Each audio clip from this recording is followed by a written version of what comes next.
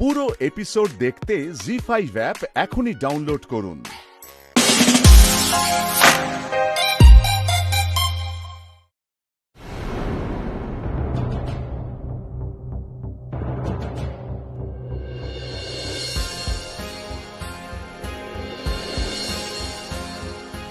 চেনা চেনা তার সঙ্গে কোথাকার একটা লোকের সঙ্গে আমাকে গুলিয়ে আমাকে শুধু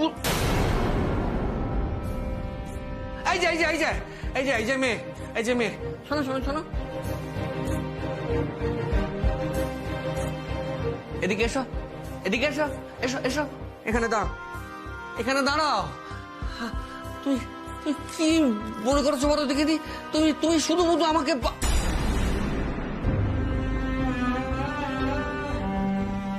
আচ্ছা তোমার বাবা কি বলছিলাম মারা গেছে তাই তো? কি হয়েছিল তোমার বাবার? হ্যাঁ কি হয়েছিল?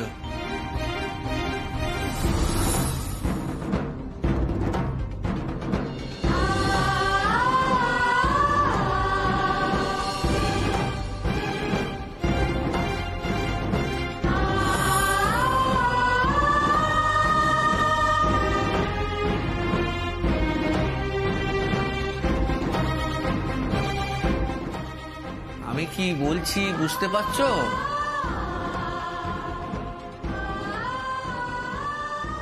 এই মেয়ে আমি কি বলছি বুঝতে পারছো? শোনো হয়তো তোমার মনে হচ্ছে যে আমাকে তোমার বাবার মতো দেখতে, কিন্তু বিশ্বাস করো আমি তোমার বাবা নই।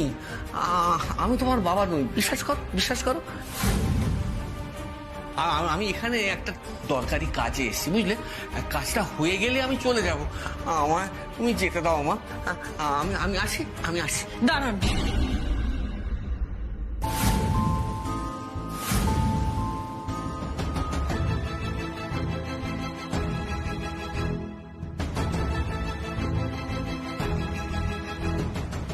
আমি ভুল হতে পারি না। আমি আমার বাবাকে চিনতে আমি ভুল করতে পারি না। অন্য কাউকে আমি আমার বাবা ভেবে নেবো, এটা অসম্ভব, এটা হতেই পারে না। আমি ভুল করিনি, আমি ভুল করিনি। তুমি আমার বাবা।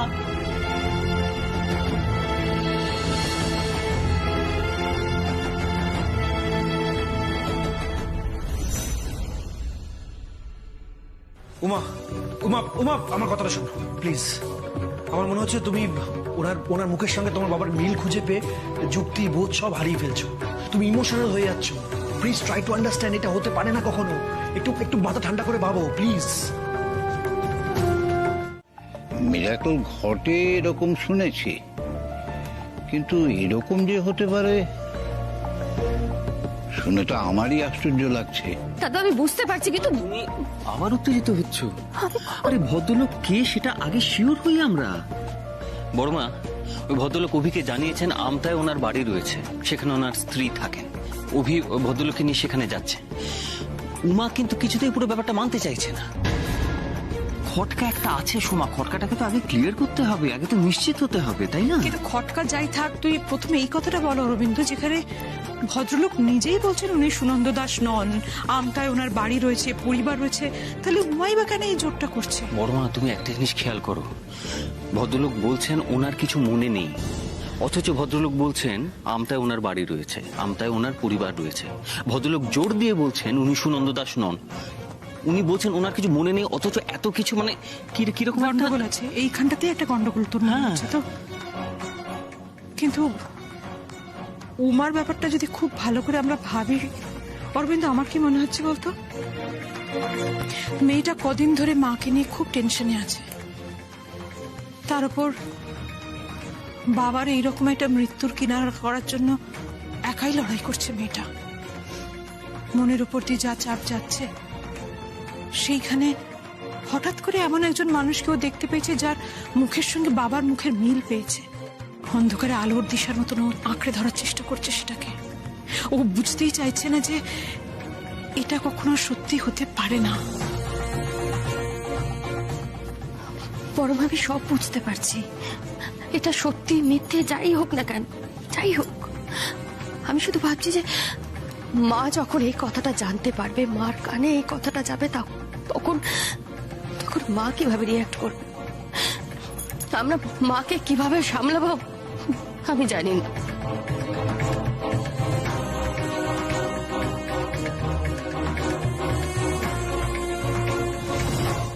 রুদ্র একদম ঠিকই বলছে। উমা, আমার মনে হয় আমাদের এখন আনতে যাওয়া উচিত ওনার সাথে। ছোটকা, তুমি একটা কাজ করো, বাকি সবাইকে নিয়ে বাড়ি যাও। আমি, রুদ্র, দাদা ভাই, আমরা ওনার সাথে আনতে চাই। ঠিক আছে যা, কিন্তু পৌঁছে কি হয় না হয় জানাস কিন্তু। না না না, যাবো মানে আমি কোথাও যাবো না, আমি এখানেই থাকবো। আমি কোথাও যাবো না, আমার বাবাকে আমি এক মুহূর্তের জন্য আমি চোখে আড়াল করবো না। আমি বাবার সাথেই যাবো, আপনারা যেখানে যাবেন আমি সেখানেই যাবো। আমি কিছুতেই বাড়ি যাবো না। না না, ঠিক আছে, আপনাদের আপনাদের যা সিদ্ধান্ত নেবার আপনারা নিয়ে নিন। আমার কোনো আপত্তি নেই, হ্যাঁ, কিন্তু দেখুন ওই ইয়ে হ্যাঁ, সময় নষ্ট করবেন না। আমার বউ অসুস্থ, আমার ওষুধ নিয়ে যেতে হবে, আমার সময় নষ্ট করবেন না, আমাকে দয়া করে ছেড়ে দিন। ঠিক আছে, আপনার সময় আমরা আর নষ্ট করবো না। আপনার সাথে এখন আমরা আনতে যাবো। এবার আমাদের আপনি দেখাবেন যে আপনার বাড়ি কোথায়।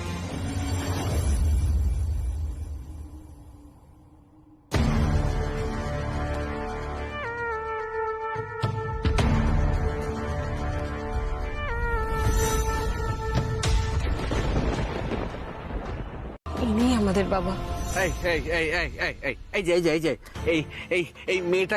এই মেয়েটাকে তোমরা চুপ করাতে পারছো না? হ্যাঁ, তখন থেকে বাবা করে আমার মাথা খেয়ে নিচ্ছে। শোন না দিদি ভাই, তোকে যা বলেছিলাম ওটা কিন্তু মাথায় রাখিস। আমার মাথায় আছে। আমি এখন রাখছি ফোনটা।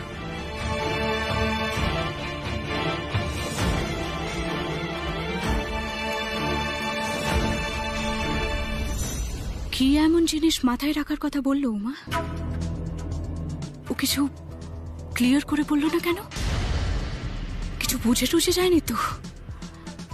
আমি কি কিছু মিস করছি?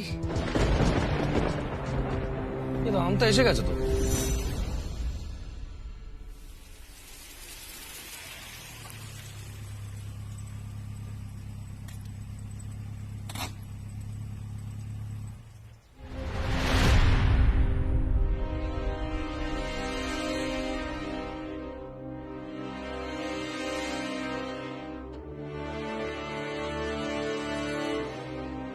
এসো এসো এসো।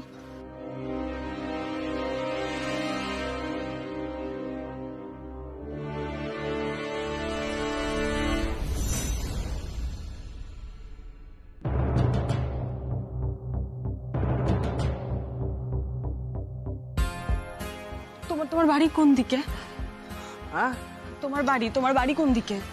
আমার বাড়ি ওই তো সব কিরম অন্যরকম লাগছে। লাগবেই তো, এই জায়গাটা তোমার অন্যরকমই লাগবে বাবা। এটা তোমার বাড়ি নয়, তোমার বাড়ি ব্যান্ডেলে। আমার মা তোমার জন্য অপেক্ষা করছে। একদম এসব কথা বলবে না। আমাকে তুমি এসবের মধ্যে একদম জড়াবে না। আমার বাড়িতে একমাত্র আমার বউ অপেক্ষা করে বসে আছে, হ্যাঁ, আর কেউ নয়। দাদা, হ্যাঁ, আমি বলছি আপনি যদি নির্দিষ্ট করে না বলেন যে আপনার বাড়িটা কোথায়, আমরা বুঝবো কি করে? আমার বাড়ি, হ্যাঁ এক্স্যাক্টলি বাড়িটা কোনটা? আমার বাড়ি আমার বাড়ি মনে হয় ওই ওই ওই ওই ওই গলিতে। এখনো আপনার মনে হয়? আপনার সঠিক মনে পড়ছে না বাড়িটা কোথায় এক্স্যাক্টলি? ছোটকা, উনি যখন বলছেন তখন আমরা একবার গিয়ে দেখি। আমরা সেটাই মনে হয়। ছোটকা, একবার আমরা গিয়ে দেখি না? চলো, কিন্তু গিয়ে কি করে? চল, আমার ছবে না। ঠিক আছে আপনি চলুন। আমার ছবে না। আচ্ছা ঠিক আছে, আপনি চলুন। আমার ছবে না। একটু সুযোগ পেলেই ড্যাডকে ফোন করে জানাতে হবে। তার অ্যাপয়েন্ট করা অ্যাক্টর তো ফাটিয়ে অ্যাক্টিং করছে।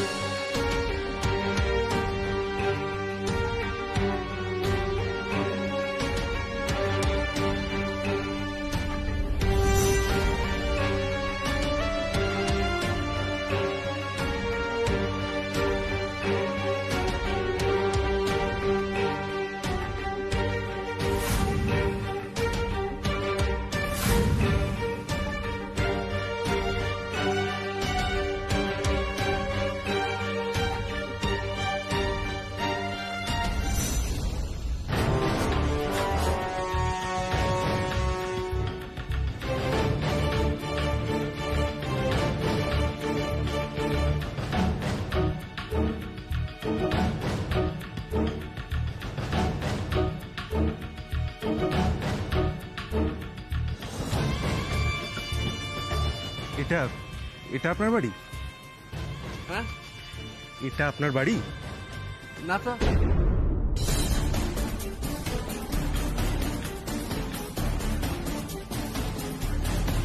এটাও না।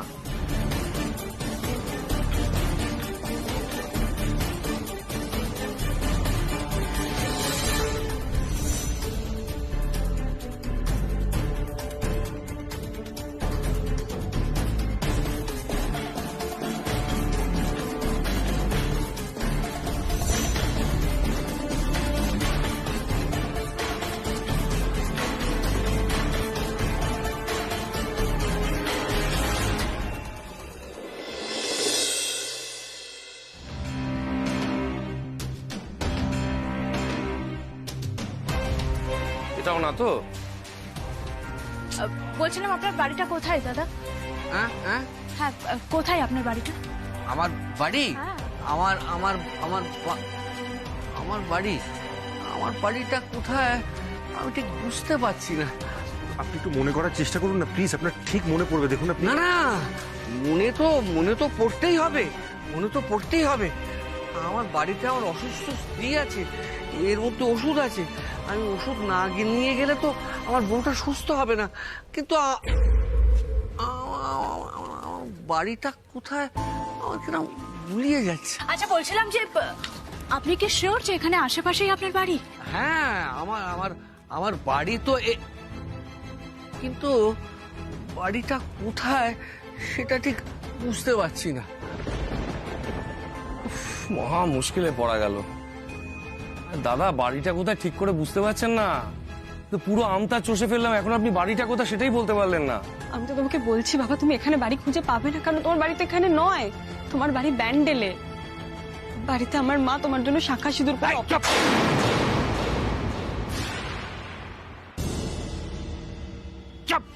আর একটা কথা বলবে না। বাড়িতে মা শাখা সিঁদুর পরে অপেক্ষা করছে। এই শোনো শোনো, মেয়ে বেয়াদবি একদম করবে না। তোমার তোমার ওই তোমার ওই মা, তোমার এই মা, তোমার সঙ্গে আমার কোনো সম্পর্ক নেই, কোনো।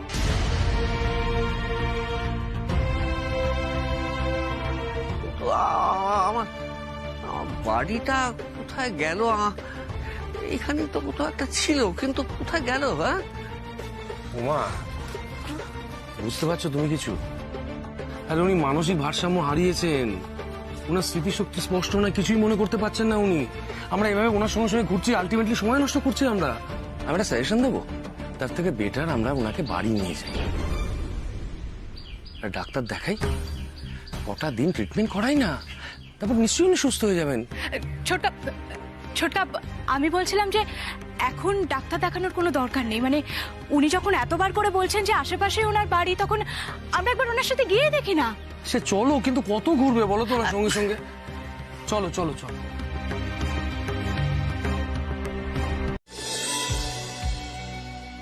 সত্যি তো এনার স্ত্রী আছে, কিন্তু তা কি করে হয়?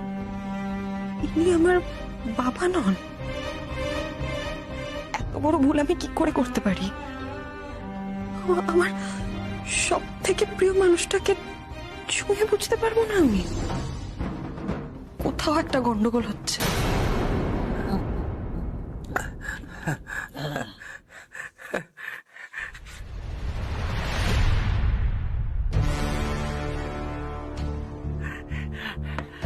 এই যে মেয়ে, হ্যাঁ প্রমাণ পেলে তো? প্রমাণ পেলে তো যে আমি আমি আমি তোমার বাবা নই? প্রমাণ পেলে তো? হ্যাঁ, প্রমাণ পেলে তো? আমি কি বলেছিলাম? আমি বলেছিলাম যে আমি আমি আমতায় থাকি। হ্যাঁ, এই সেই আমতার রায়পুর বস্তি যেখানে আমি থাকি। আর আমার নাম যে কি যেন, হ্যাঁ সুনন্দ নয়, তার প্রমাণ আপনারা আগেই পেয়েছেন। আর এই আমার স্ত্রী, আমার অসুস্থ স্ত্রী। হ্যাঁ, তো জলজান্ত প্রমাণ পেয়ে গেলে যে যে আমি যা যা বলেছিলাম সব সত্যি। আমি ওই সুনন্দ নাকি সে নই। এবার তোমরা এসো এসো এসো এসো। আবার কিন্তু কি?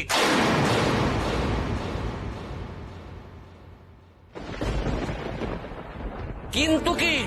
একটা কথা মনে রেখে দাও, পাগলামো করো না, বেয়ানামি করো না। প্রমাণ তো পেয়ে গেছো যে আমি তোমার বাবা নই।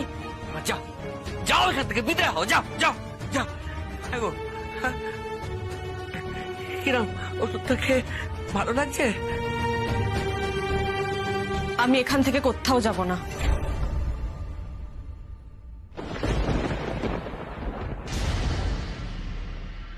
উমা, উমা সবটাই তো দেখছো, কেন এরকম করছো বলো তো? কেন এত জেদ করছো?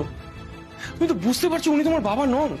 না চোটকা, যতক্ষণ না প্রমাণ হচ্ছে উনি আমার বাবা নন, ততক্ষণ আমি এখান থেকে এক পাও নড়ব না। নড়বে না? যাবে না? হ্যাঁ, যাবে না? না ঠায় দাঁড়িয়ে থাকবে? না ঠায় দাঁড়িয়ে থাকবে? বলছি না আমার আব্বুটা অসুস্থ, বেরিয়ে যাও, বেরিয়ে যাও। ও বেরোবে না? হ্যাঁ, বৌদি,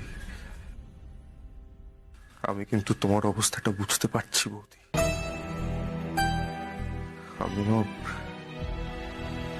আমিও আমার মাকে হারিয়েছি তো, আমি বুঝতে পারছি। তুমি জানো বৌদি, প্রথম আমিও বিশ্বাস করতে পারতাম না আমার মা নেই।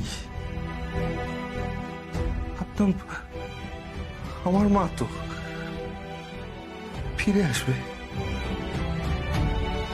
সবাইকে গিয়ে গিয়ে বলতাম কোথাও যায়নি আমার মা আমার কাছে ফিরে আসবে, আমার কাছে ফিরে আসবে। তারপর বুঝতে পারলাম যে এটা তো আর সম্ভবই না, মা ফিরবে না।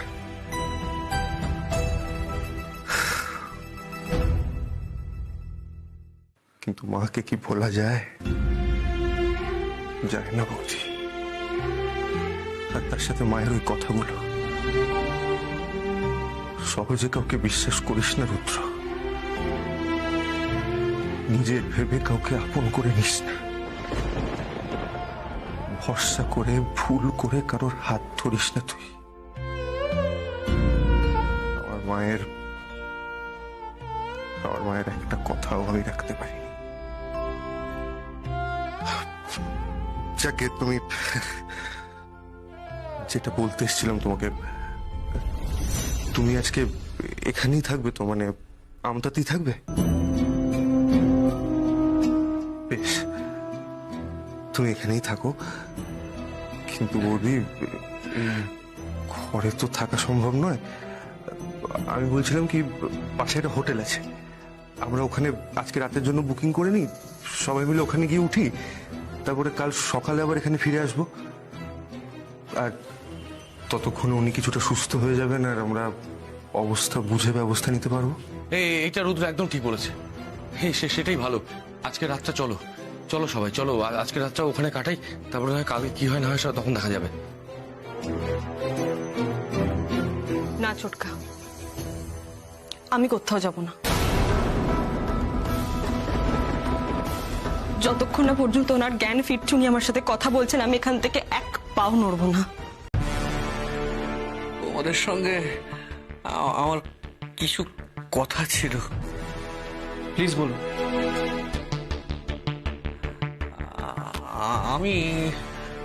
আমি তোমাদের জীবনে স্বেচ্ছায় আসিনি।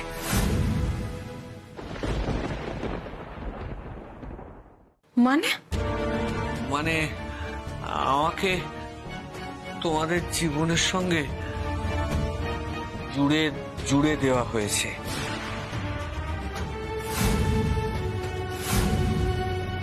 আর জুড়ে দিয়েছে ওই মেয়েটা, ওই আলেয়া বোস।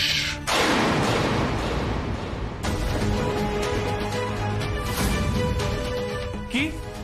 হ্যাঁ, আলেয়া বোস। ওই মেয়েটি আমাকে কাজে লাগিয়েছে। জানো, তোমাদের সঙ্গে প্রথম দিন থেকে আজ পর্যন্ত যা যা ঘটনা ঘটেছে সবটাই আলেয়া বোসের নির্দেশে ঘটেছে।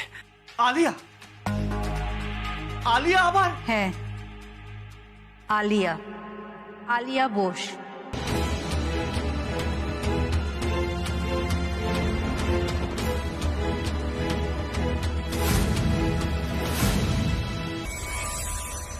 আপনি সুস্থ?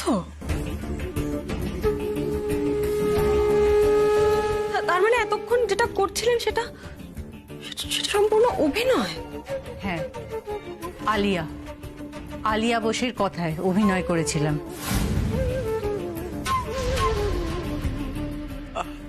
আর জানো আসলে আসলে আমি প্লিজ চুপ করুন। আপনারা দুজনে আর একটাও কথা বলবেন না। এইবার বলুন, এই নোংরা ঠক লোক আলিয়ার থেকে টাকা পয়সা নিয়ে আমাদের ইমোশন নিয়ে খেলেছে, আমাদের ঠকিয়েছে ওরা। উনি তোমার বাবা হতে পারেন?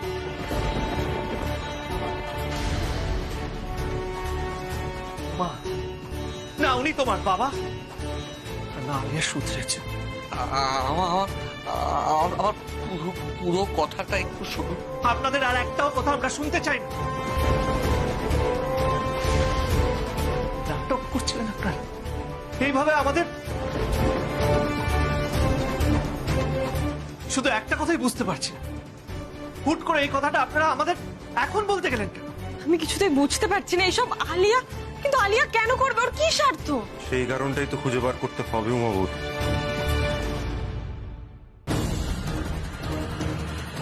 রুদ্র, তুই আবার হোটেল থেকে এখানে আসলি কেন? সেই কারণেই আমি আলিয়ার সঙ্গে হোটেলে গেছিলাম অভিদা,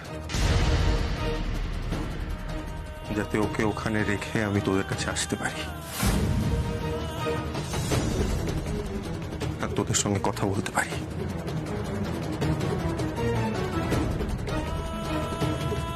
আলিয়া দিনের পর দিন আমাকে মিথ্যে কথা বলে বাড়ি থেকে বেরোতো।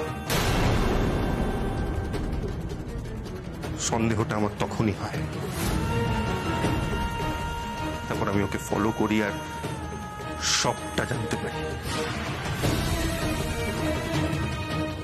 ইয়েস, আলিয়া আমাদের সবাইকে ঠকিয়েছে।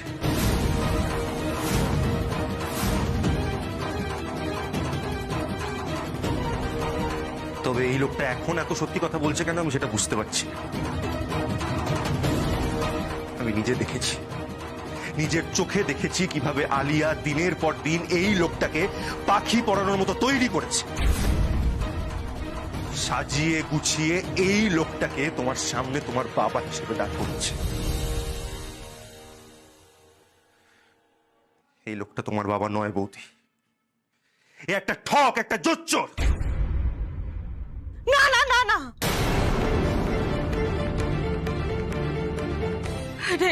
এটা কিছুতেই হতে পারে না। আমি আমার বাবাকে চিনতে এত বড় ভুল করতে পারি না। শোনো মা, আমি কি বলছি একটু শোনো। এই লোকটা আমার বাবা নয়, ঠক, চোর। না, এটা আমি কি করে মেনে নেবো? এটা আমি মানতে পারছি না, এটা আমি কিছুতেই মানতে পারছি না, আমি কিছুতেই মানতে পারছি না।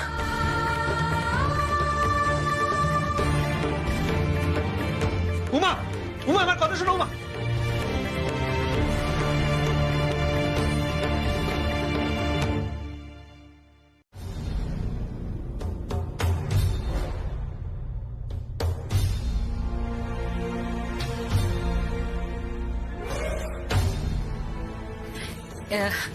এই শোনো, অমৃতা এই অসময়ে আমাদের জন্য এক গাতা ব্যবস্থা করে ফেলেছে।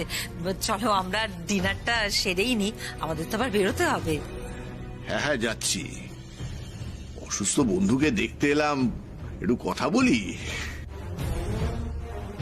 না না, আরে আমি তাড়া দিইনি। বলছি দাদা, এখন আপনি একটু বেটার ফিল করছেন তো? হ্যাঁ হ্যাঁ, অমরেশবাবু একদম ফিট হয়ে যাবে। আপনার বন্ধু তাড়াতাড়ি শুধু সুস্থ হয়ে উঠুক, আর কিছু চাই না। বিশ্বাস করুন, ওর মতন একজন মানুষ হঠাৎ করে এরকম অসুস্থ হয়ে পড়লেন, খুব চিন্তা হচ্ছিল। বৌদি একদম চিন্তা করবেন না, কালকেই দেখবেন অম্বরীশ বাবু একদম দৌড়চ্ছে টকবক টকবক করে। আপনারা এবার খেতে চলুন, আসুন। দাদা আসি তাহলে, ভালো থাকুন। অনুরাগ, বাবার ঠিকঠাক মতো একটু খেয়াল রেখো, কেমন? নিশ্চয়। আসলাম অম্বরীশ বাবু।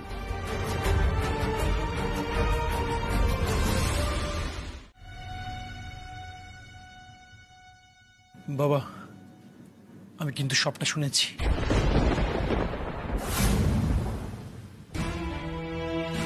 আমি একটাই কথা বলবো, আমাকে বাঁচা অনুরাগ, আমাকে বাঁচা। বাবা, তুমি একদম চিন্তা করো না, আমি আছি তো। কেউ কিচ্ছু জানবে না। আমি তো বুঝি ব্যবসার একটা কালো দিক আছে। আমাদের ব্যবসা করতে গেলে অনেক কিছু করতে হয়, সেগুলো সেগুলো পাঁচকান করলে চলে না। I can understand. কিন্তু লোকে তো সেটা বুঝবে না, তাই না? লোকে তো বলবে দুর্নীতির দায় মহান ব্যবসায়ী অম্বরীশ আচার্য ধৃত। তারপর পুলিশ যখন বাড়িতে এসে হ্যাচড়াতে হ্যাচড়াতে মানে হাত করা পরিয়ে তোমায় নিয়ে যাবে, তোমার মান সম্মান তো সব জাস্ট, আমি জাস্ট ভাবতে পারছি না। আমার ভাবলি না কেমন একটা হচ্ছে। তোমার জন্য খুব চিন্তা হচ্ছে আমার বাবা, সিরিয়াসলি।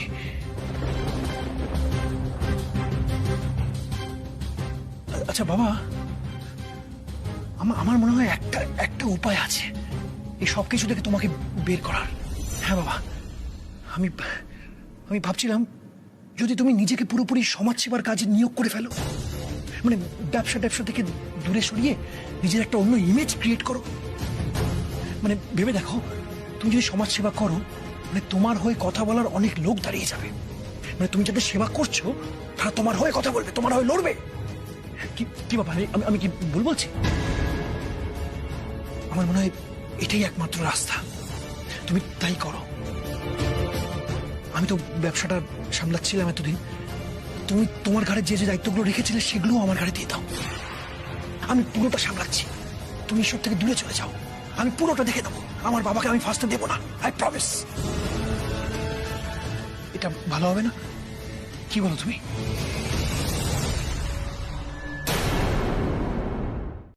হতেও পারে, আবার নাও হতে পারে।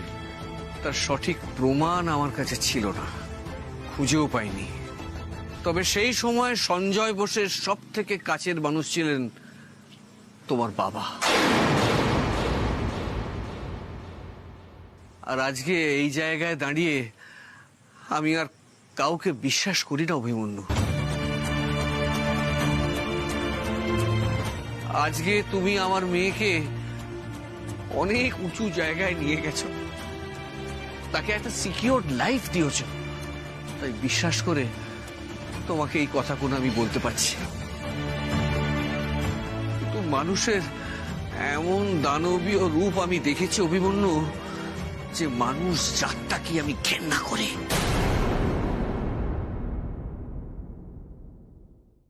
শুধু একজন মানুষই সেদিন আমার পাশে দাঁড়িয়েছিল, আর সেই মানুষটার নাম সমর সেন।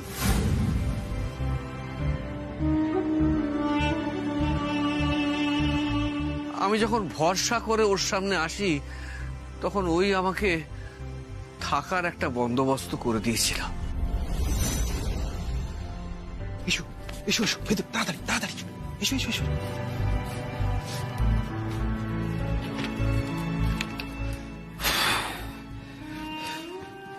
এই নাও, এটার চেয়ে সেফ আর ভালো জায়গা তোমার জন্য আর নেই। এখানে তুমি নিশ্চিন্তে থাকতে পারবে। তোমাকে কি বলে ধন্যবাদ জানাবো সমর। এই সময় তুমি যদি আমার পাশে এসে না দাঁড়াতে। বাবা, এসব কথা এখন রাখো। মনে রাখবে তুমি আমার বন্ধু, ঠিক আছে? আর এখন থেকে আমরা আমাদের লক্ষ্যের কথা ছাড়া আর কোনো কিছু নিয়ে ভাববো না। আর আমাদের একমাত্র লক্ষ্য হলো সঞ্জয় বোসের বিরুদ্ধে প্রমাণ সংগ্রহ করা। আর সেটা যেদিন হয়ে যাবে, সেদিন সুনন্দ দাস আবার আত্মপ্রকাশ করবে। প্রমাণ জোগাড় করে ফেলেছিলাম আমরা, কিন্তু কিন্তু তখনই একদিন সমর আমার কাছে উদ্ভ্রান্তের মতো হাঁপাতে হাঁপাতে আসে।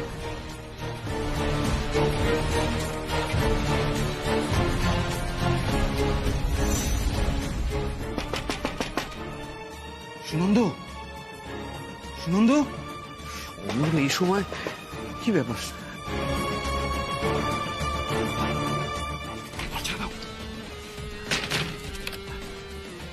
কি ব্যাপার সমর, তোমাকে এরকম আছে কেন?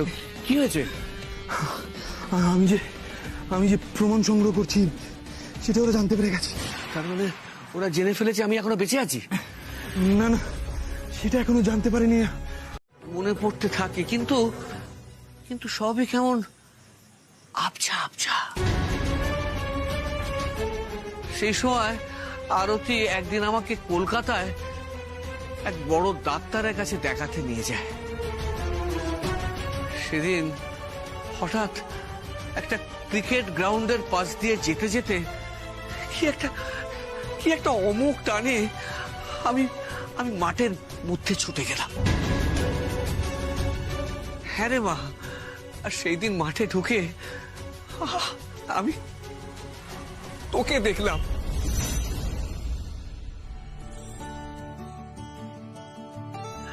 তুই ক্রিকেট খেলছিস, একটার পর একটা শট মারছিস, আর একটার পর একটা স্মৃতি আমার মাথার মধ্যে ফিরে আসতে শুরু করলো।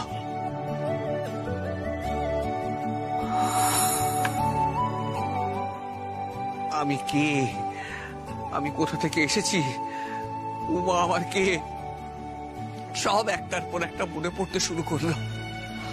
আমিও সেদিন স্টেডিয়ামে তোমাকে দেখেছিলাম বাবা, কিন্তু আমি ভেবেছিলাম ওটা আমার মনের ভুল, এটা তো সম্ভব নয়। অভিমন্যু বাবু, আমি আপনাকে বলেছিলাম না আমি স্টেডিয়ামে বাবাকে দেখেছি, বাবা দাঁড়িয়ে আমার খেলা দেখছে, আমি বলেছিলাম না আপনাকে?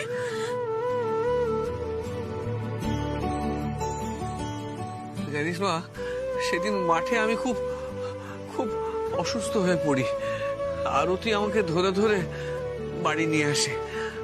আমি সেই দিনই আরতিকে জানিয়ে দিই যে জানো আরতি, আমার সব কেমন আস্তে আস্তে আমার মনে পড়ে যাচ্ছে। তারপর থেকে আমি তোকে, আমার মেয়েদের, মাকে, বউকে, আমার পরিবারকে ছেড়ে থাকতে পারছিলাম না। স্মৃতি ফিরে পাওয়ার পর বাড়ির জন্য আমার মনটা ব্যাকুল হয়ে উঠেছিল, আর সেরকম মনে করে আমি বাড়ি থেকে বেরিয়ে পড়লাম। আর জানিস মা, আর সেই দিনই আমি আবার সঞ্জয় বোসের মুখোমুখি হয়ে গেলাম।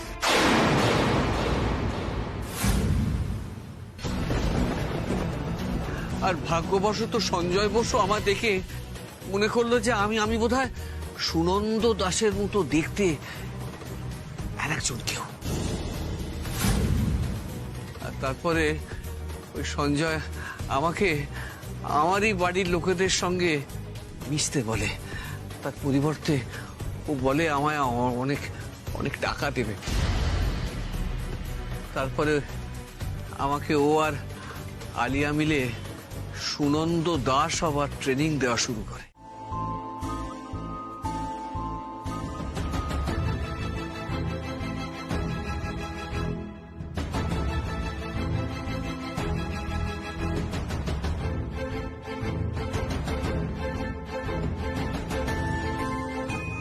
উনি আমার স্বামী নন, আমার স্বামী 4 বছর আগে কলকাতায় গেছিল কাজে, কিন্তু মানুষটা আর ফিরল না। মনে হয় ট্রেন অ্যাক্সিডেন্টে মানুষটা মারা গেছিল। আমি মানুষটাকে শেষ দেখাও দেখতে পেলাম না, কারণ ওর বডি খুঁজে পাওয়া যায়নি।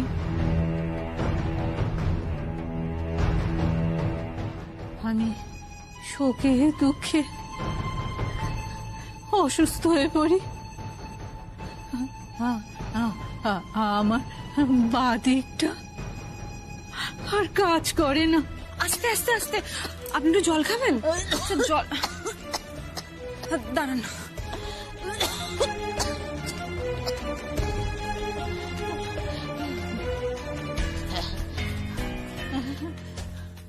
এই নিন, এই জলটা খান। আস্তে আস্তে আস্তে। আর একটু খান। ঠিক আছেন এখন?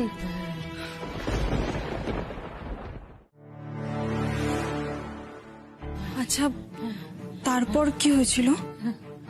তারপর কয়েক মাস বাদে এনার সঙ্গে আমার দেখা হয়, খুব অদ্ভুত ভাবে। উনিও তখন খুব অসুস্থ ছিলেন। একদিন হঠাৎ উনি এসে উপস্থিত হলেন।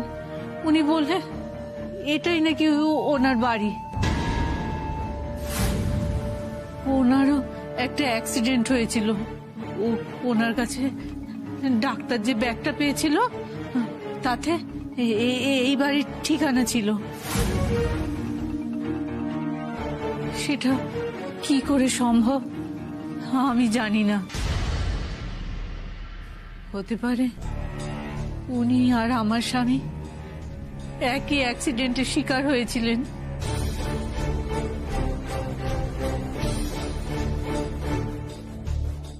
কোনোভাবে ব্যাগটা ওনার পাশে পাওয়া গিয়েছিল।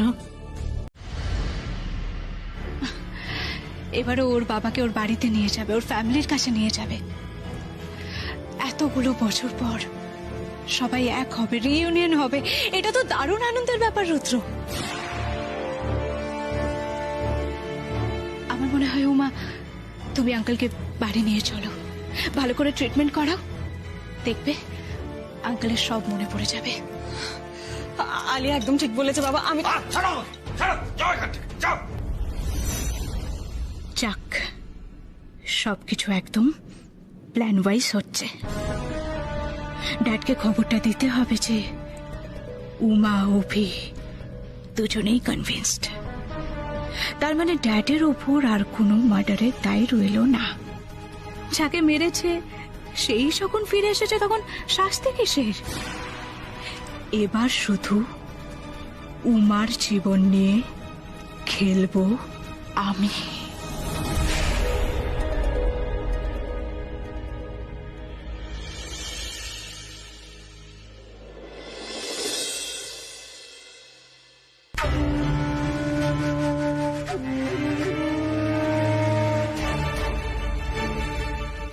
আচ্ছা, আমার একটা ইম্পর্টেন্ট কল করার আছে, আমি একটু আসছি। হ্যাঁ,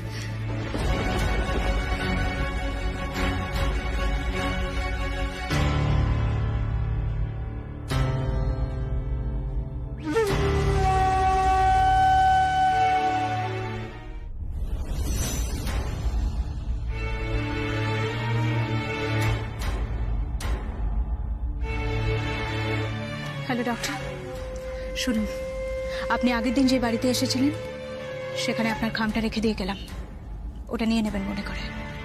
আর হ্যাঁ, আরেকটা কথা, আপনি যা যা করেছেন সেগুলো যে আমার বলাতে করেছেন সেটা যেন খুনাক্ষরেও কেউ জানতে না পারে, তাহলে কিন্তু আপনারই বিপদ বাড়বে ডক্টর। রাখছি। বাবা। হ্যাঁ বল। খেলা যেভাবে চলছে সেভাবে চালিয়ে যেতে হবে। আলিয়া তো জানেও না যে ওর খেলা অনেক আগেই শেষ হয়ে গেছে। আমিও তো সেটাই চাই রুদ্র। আলিয়াকে ভাবতে দাও এখনো খেলা ওর মর্জি মতোই চলছে। তারপর কখন যে পাশার দান পাল্টে যাবে সেটা আলিয়া বা সঞ্জয় বোস কেউ ধরতে পারবে না।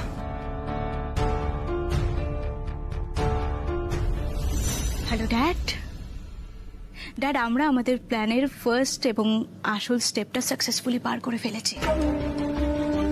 উমা অভি দুজনেই কনভিন্স ড্যাড।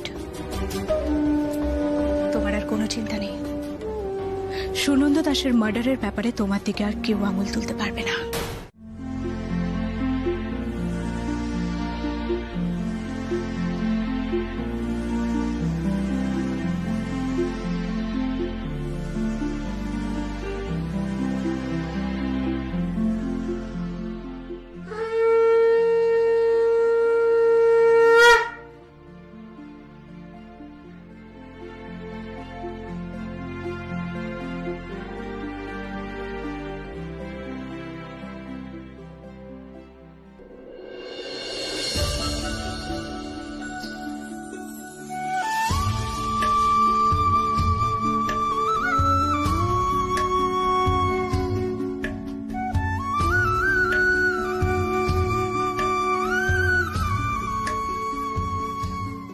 কাকে ফোন করি? সোমাকে না উমাকে? না, উমাকেই করি। উমাই বুঝবে আমার মনের কথা। যাই। না কাকিয়া, মার তো কোনো সমস্যা ছিল না। সমস্যা ছিল আমাদের বিশ্বাসের। আর মা যে কতটা ঠিক সেটা বাবা ফিরে আসাতে প্রমাণ হয়ে গেছে। মানে সোমা, কি ব্যাপারটা একটু বলো তো খুলে। বড় মা এরকমটা করতো শুধুমাত্র বাবার কথা চিন্তা করে। আসলে মা আগে থেকে বুঝতে পেরে গেছিল যে আমাদের বাবা বেঁচে আছে। বাবাকে না মা সব জায়গায় ফিল করতে পারতো।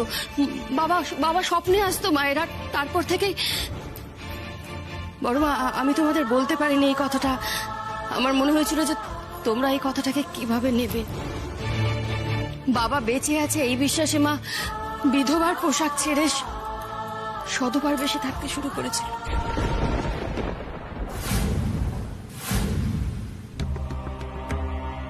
সে কি, তোমার বাবা ফিরে আসার আগেই তোমার মা বুঝে গেলেন তোমার বাবা ফিরে আসছেন? আর ওটা উনি কি করে বুঝতে পারলেন আমার তো মাথায় কিছুতেই ঢুকছে না। সেটা তুমি বুঝবে না তাপস। সেটার জন্য তো স্বামী স্ত্রীর মনের টান থাকতে হয়। তোমার মধ্যে তো মনটাই নেই। সোমা, তোমার মায়ের শাঁখা সিঁদুরের জোর আছে বলতে হবে। ঘরে নেই, ওয়াশরুমে নেই, কোথাও নেই। বাবা কোথায়? সে কি?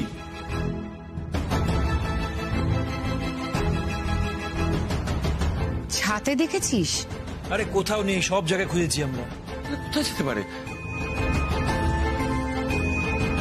হ্যাঁ, মানে যে কি অসুস্থ মানুষটা ঘরে নেই, কোথায় গেল সে? কি ব্যাপারটা? দিদি ভাই, জল মিষ্টি ওনার দাদা, দাদা, উমা, বাবার তো কিছু খাওয়া দাওয়া হয়নি।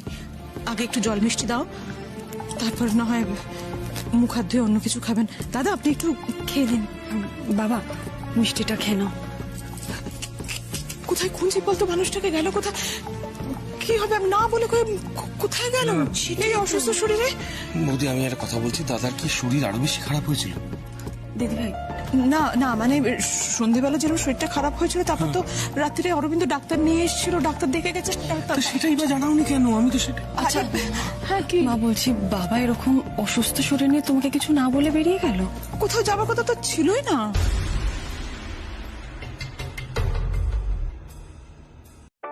জি5 অ্যাপ ডাউনলোড করুন আর দেখুন সম্পূর্ণ এপিসোড একদম বিনামূল্যে।